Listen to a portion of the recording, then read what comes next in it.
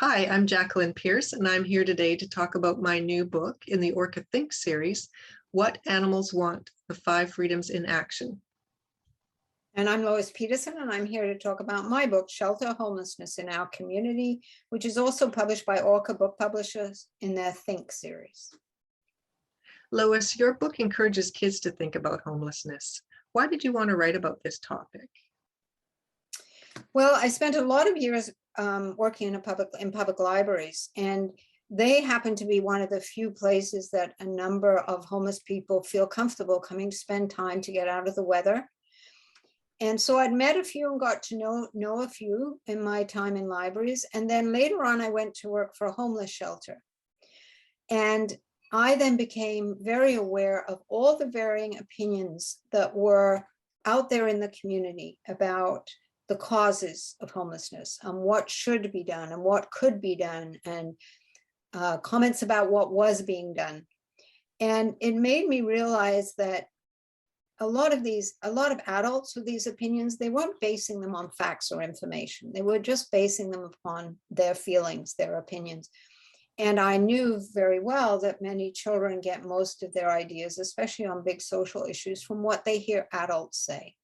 And so I wanted to write a book that presented information, that gave a few of the facts about homelessness, who it affects, why and how, and also gave them some tools for determining or for deciding on for developing their own opinions, so that they knew that they had some ideas that were based on information they had learned, and that they could share and talk about it with both each other, other children, and the adults in their lives. So that's where my impetus came from my book. Jackie, what about you and yours? Well, I've always been interested in animals. Right now I have a dog and 2 cats, and I always enjoy the wild animals I see around me. I've also done some volunteer work with the BC SPCA, which is the British Columbia Society for the Prevention of Cruelty to Animals. And they asked me to work with them to write a different kind of book about animal welfare, one that looks at animals' physical needs and also at their emotional needs.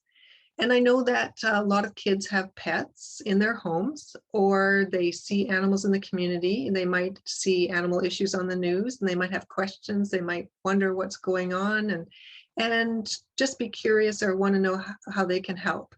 And so this book helps kids look at animal issues, animal needs in a variety of situations, and helps them form their own opinions and look from the animal's point of view. So both books talk about what it means to have a happy, healthy life.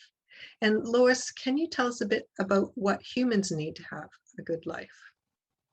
Well, of course, we're all different, so we all have different specific needs. But in 1943, an American psychologist whose name was Abraham Maslow, he developed something called a hierarchy of needs by studying people and how they live. And he came up with a list of 5 things, and they're built in a pyramid, which conveys how you first have to have the base layer in your life before you can expect to move on to the next. And the basic level of the hierarchy is the focus on physiological needs. That means things that your body needs, whether it's food, whether it's water, whether it's warmth, whether it's healthcare. And then above that, the next thing after that is safety needs. We all need to be safe. We all need to be safe in where we live and where we spend our time. We need to feel that we can move safely about the community, doing what we need to do. And the next level up from that is love and belonging. We've all got friends and family if we're fortunate, and that is so important to mental and physical health of every human being. The next level up from that is esteem. And that is not only what we think about ourselves, how we feel about ourselves, but also how others view us. And it's really important that we have a good sense of self-esteem, and that we feel that others respect us and recognize us for who we are. And the next level at the very top is called self-actualization. And that is that ability of human beings to set goals, to know what we want, to feel that we can do what's required in order to achieve that.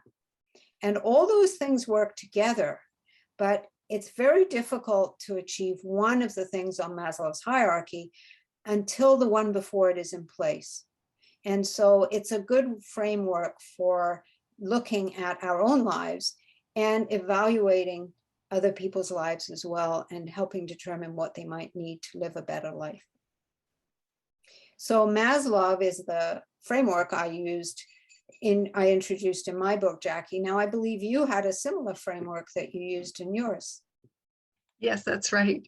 So I talk about something called the 5 freedoms, and this is a framework developed in the United Kingdom in 1965 to help scientists, animal scientists, look at the condition of animals on factory farms.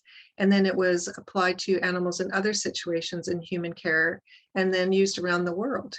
So in my book, I talk about the 5 freedoms, and they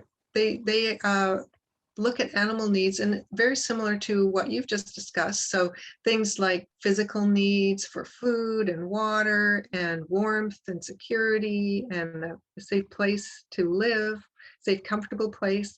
And these are also based on what the latest scientific understanding is telling us about animal needs. So for example, what type of food does a dog need compared to a cat? Or what type of food does a small animal like a guinea pig need? So there's all kinds of situations like that that I talk about in the book. And then also emotional needs, which is something new. A lot of people don't realize that animals actually feel a lot of emotions, from anxiety to being close and bonded with other animals. And they need to be able to do some of their natural behaviors to feel happy and satisfied and not bored or are anxious. So for example, chickens like to spread their wings and stretch them out. And if they're living in a factory farm where the space is tight, they don't get to do that behavior, and they can get anxious and stressed, which can actually affect their health as well. And some animals, like cows, are very social, and they like to be around other cows, just like people might like to be around other people or do things that make them feel happy. So the needs are different for different animals, and I think that's an important thing to pass on through this book. And also their needs are similar to human needs. So we can put ourselves in the place of animals, but think about what the specific animal needs. With so many similarities between our the frameworks that we're using, there are of course lots of differences when we look at people's individual situations, human-animal relationships and situations. And so there's a lot more in the book, in both our books, that explore these elements as a way to look at the topics we're writing about. And we'll talk about them a little more in the next video that we hope you'll watch. So we'll leave information about how you can find that, and even how you can contact us if you'd like to continue this conversation. Thanks, Jackie. Thanks.